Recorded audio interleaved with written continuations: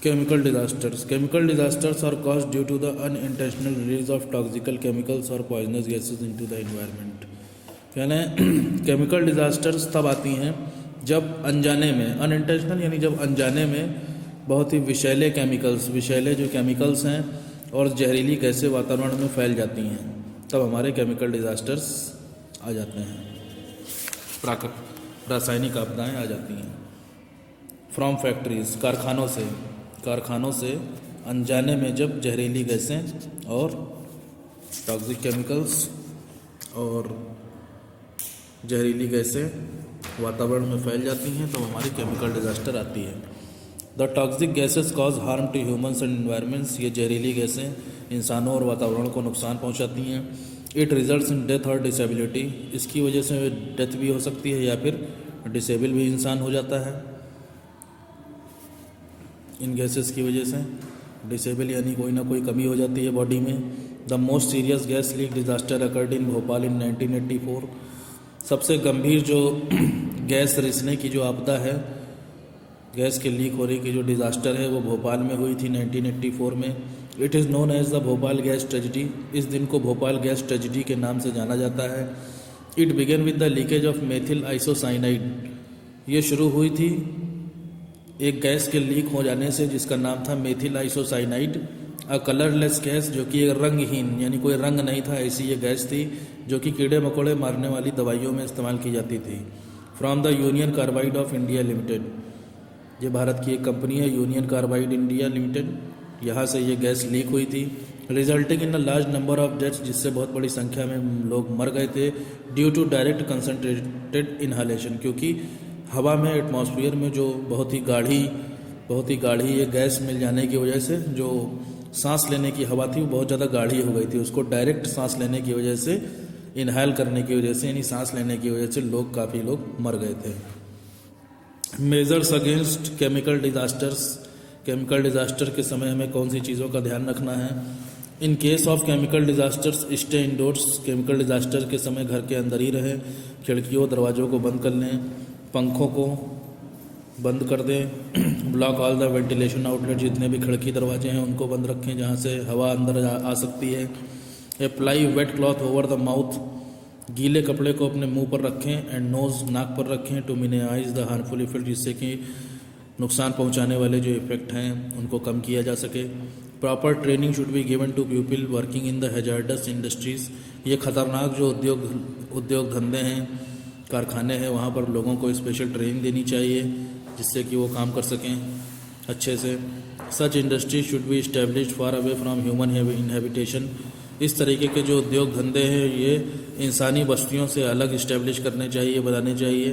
Government agency should do regular checks, सरकार की जो एजेंसियां हैं इनको नियमित रूप से चेक करते रहना चाहिए।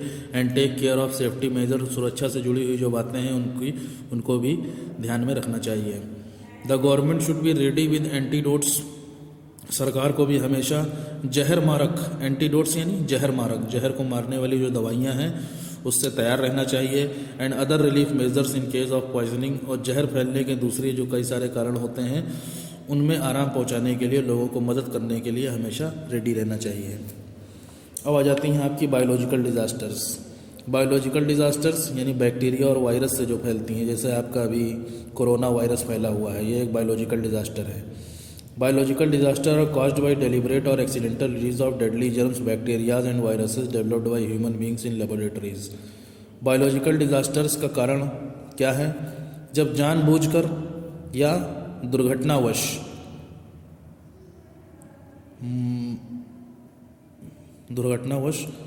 मौत देने वाले जर्म्स यानी कीटाणु, बैक्टीरिया और वायरस इंसान के द्वारा लेबोरेटरीज़ में यानी प्रयोगशालाओं में जहाँ रिसर्चेस की जाती हैं वहाँ पर जब डेवलप किए जाते हैं तब उसे हम बायोलॉजिकल डिज़ास्टर कहते हैं, या इसकी वजह से बायोलॉजिकल डिज़ास्टर आती है।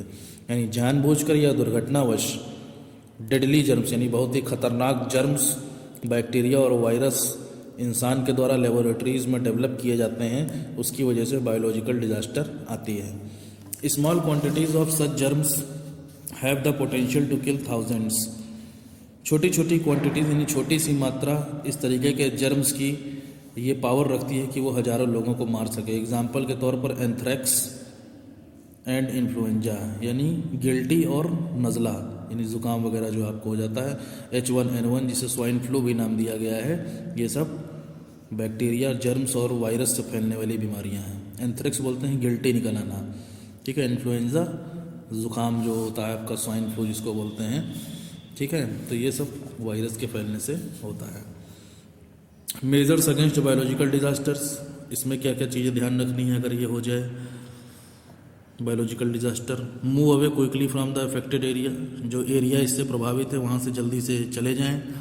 Change your clothes and wash your self clean, अपने कपड़ों को बदलें और अपने आप को साफ रखें, तुरंत धुल लें। Follow the official instructions for disposal और कॉन्टामिनेटेड आइटम्स, आधिकारिक तौर पर यह सरकारी जो इंस्ट्रक्शंस आपको दिए गए हैं, और for disposal of contaminated items यानी जो संक्रमित आइटम्स हैं आपके घर में मौजूद हैं उनको तुरंत डिस्पोज कर दें, घर से बाहर निकाल दें। ऐसे इंस्ट्रक्शंस को तुरंत मानें, उनका पालन करें।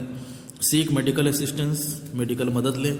You may kept in isolation और इवन क्वारंटाइंड, तब तुम्हें अलग भी रखा जा सकता है, यहाँ तक कि बिल्कुल ही दूर किया जा सकता है, उनको छूने से भी मना किया जा सकता है।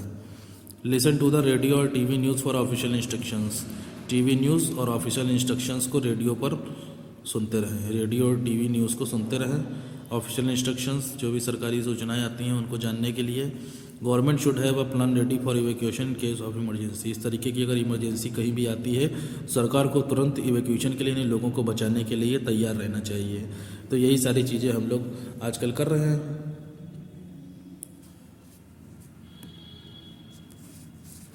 ठीक है। अपने शरीर को चेंज योर क्लोथ्स एंड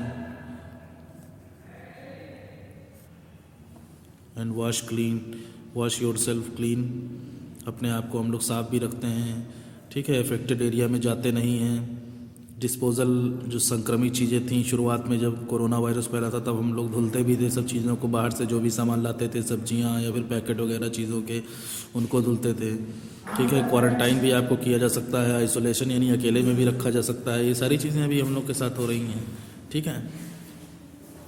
तो इस तरीके से बायोलॉजिकल डिजास्टर होता है जब कोई वायरस, बैक्टीरिया या फिर जर्म्स फैलते हैं।